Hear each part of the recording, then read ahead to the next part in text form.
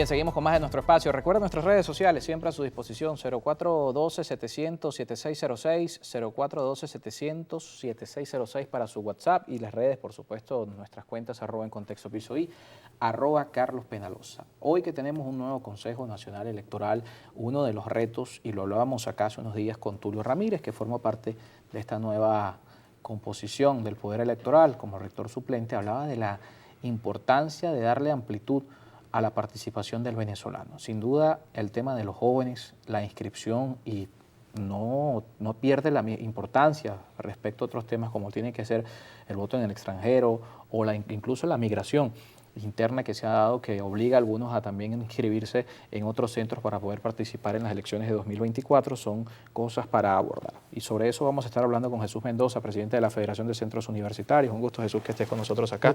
Muchísimas gracias por el espacio. Porque no estamos hablando de un número pequeño, estamos hablando de más de 3 millones de jóvenes que hoy no están en el registro. Sí, correcto. Nosotros hace pocos días le hicimos una exigencia a la nueva directiva del Consejo Nacional Electoral, tomando en cuenta que lo juramentaron hace muy poco, donde les hacíamos la misma exigencia que les hicimos al directorio anterior, que era que se diera la municipalización y la parroquialización de los puntos de inscripción. Es decir, que tuviésemos los puntos móviles que antes lo teníamos. Cuando yo me inscribí en el registro electoral, yo me inscribí en una estación de metro. Y eso era muy común verlo. Era súper común verlo en la salida de los espacios académicos, culturales, deportivos, y actualmente eso no lo vemos. Actualmente eso no lo tenemos. Actualmente tenemos un solo punto por estado para inscribirse. Es decir, el chamo que vive en Cúpira tiene que moverse hasta Los Teques o hasta la Plaza Venezuela. El chamo que vive en El Tigre tiene que moverse hasta la capital en Barcelona. Es decir, estamos viendo cómo se le está dificultando, se le está poniendo trabas al joven para poderse inscribir en el registro electoral. Un solo punto por estado, es decir, 24 puntos en el registro electoral es lo que tenemos. La exigencia que le hacemos a la directiva es que pueda darse la parcialización, es decir, más de 1000 puntos, donde el joven se le pueda facilitar inscribirse, donde podamos tener puntos móviles en la salida de las universidades, espacios culturales, espacios deportivos, donde hay una afluencia de jóvenes importante donde se pueda dar la inscripción. La anterior directiva del CNE no nos dio respuesta nunca, hicimos hasta una movilización el 12 de febrero,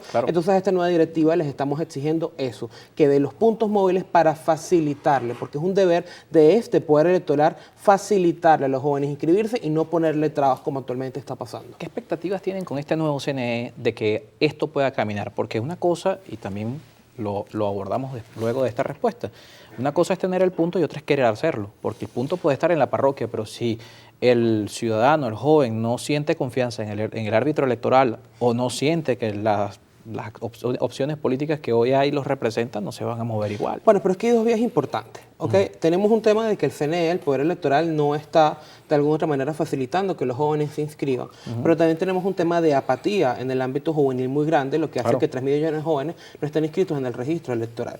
La apatía también se da porque tenemos un sector político que lo que hizo fue utilizar a los jóvenes como una bandera política que realmente no tuvo frutos, y tenemos de otro lado otro bando político que no hace políticas públicas para los jóvenes, no hace la ley de primer empleo, tenemos un sistema económico fracasado que no le permite a los jóvenes tener unos préstamos para comprar una casa, un apartamento, tenemos un sistema educativo que está en crisis, es decir, no tenemos de alguna otra manera unas políticas públicas para esos jóvenes, lo que ha hecho que el joven sienta que nadie le habla, que nadie le propone, que nadie le soluciona, y por ende tenemos más del 50% de la migración venezolana es jóvenes. La única manera de hablar con los jóvenes es otros jóvenes que le explique que es necesario que se sumerja en la política, que es necesario que tengamos o que cambiemos el actual sistema político y económico que no nos está dando de alguna otra manera una vía para vivir de manera próspera. Entonces tenemos, y es indispensable, hacer ese cambio a través del voto, a través de la vía del voto, y eso es insistirlo, hacerle ver a los jóvenes que tienen que inscribirse para votar.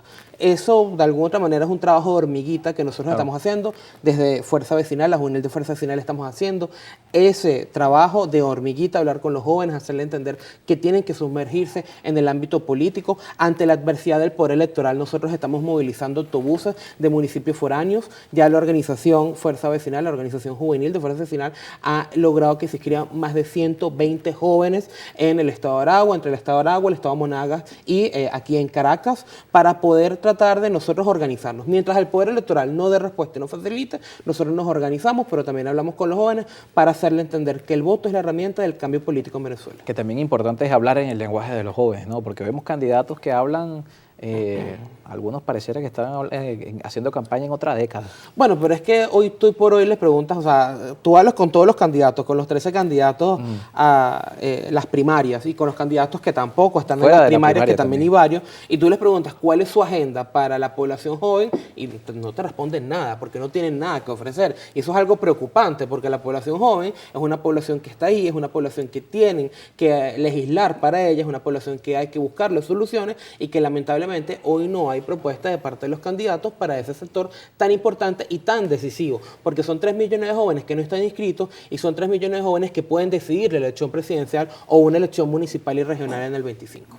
Ahora, también dentro de todo esto, por supuesto, en paralelo a lo que tiene que ver con la participación en los escenarios electorales, está la reactivación de la participación en todos los niveles de la sociedad. El caso de la FCU, el caso de la Universidad Central de Venezuela, es un ejemplo importante de cómo precisamente los jóvenes se involucran en temas de interés local, pero que por supuesto debe replicarse a interés nacional. ¿Ustedes cómo han visto con estos ejercicios precisamente la motivación del joven, más allá de que les hable o no un candidato, a que estos antecedentes sirvan a eso, a que el joven se vea otra vez llamado a los temas políticos?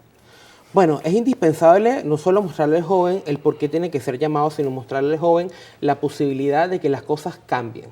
Porque ¿cuál es la desmotivación también del joven? De que sí, uno habla con el discurso político que las cosas tienen que cambiar, pero no ha visto el cambio porque tiene 25 años con el mismo sistema político y económico que ha fracasado. Entonces uno le tiene que hacer ver al chamo a través de diferentes espacios que se han logrado los cambios políticos. Ejemplo, cambios en diferentes municipios, cambios en las universidades, que ahorita estamos, se dio el proceso electoral en la UCB de autoridades, cambios regionales. Es decir, hay que mostrarle al joven que sí es viable el cambio político, porque el joven lo que llega y te dice es que no es viable cambiar, esto es un discurso político, vamos a seguir en la misma, todos son lo mismo. Hay que mostrarle con ejemplos a través de cambios de gestión que se hayan dado a nivel municipal, regional y en diferentes casas de estudio también. ¿Cómo va ese ejemplo en la UCB, por cierto, que ya ha pasado? Ya asumió esta nueva junta. Ya la nueva cuarteta rectoral, el profesor Víctor Rago de rector, la profesora María Fátima Garcés de vicerrectora académica, el profesor José Balbino de vicerrector administrativo y la profesora Corina Aristimuño de secretaria, ya están en sus puestos de trabajo, tienen 2 meses ya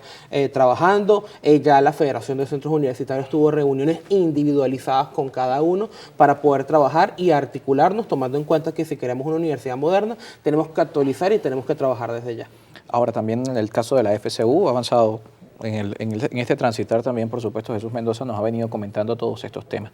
Allí, respecto a eso, ¿qué expectativas hay de que esta nueva junta pueda destrancar un poco lo que son las mayores exigencias de los estudiantes? En este caso hablamos de las rutas de transporte, el tema de los comedores, porque antes de las elecciones lo dijimos acá con los candidatos y incluso con ustedes, con los representantes estudiantiles.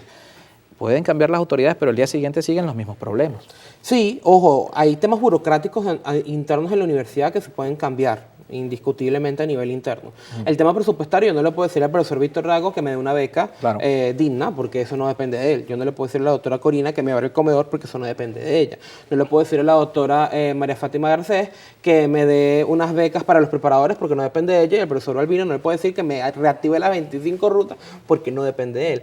Recordemos que la universidad depende del presupuesto que les da el gobierno, que son recursos del Estado que administra el gobierno.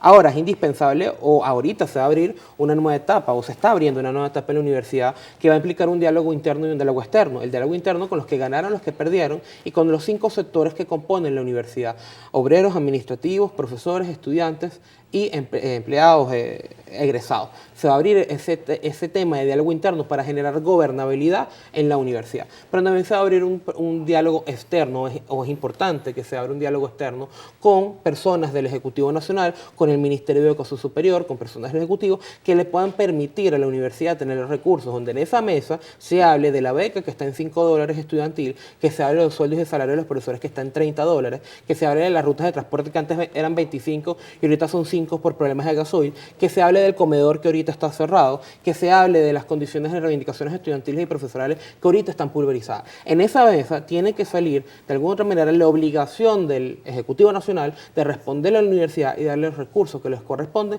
para que la universidad pueda avanzar. pasar, porque hablamos mucho de la modernización de la universidad, hablamos de la actualización de los pensus, eso se puede comenzar a hacer, pero para tú modernizar la universidad necesitas hacer cambios de infraestructura, necesitas hacer cambios programáticos, necesitas hacer cambios indispensables en la investigación, y eso requiere recursos que tiene la obligación. Sin recursos no se va a ningún lado. Tiene la obligación del gobierno de darlos.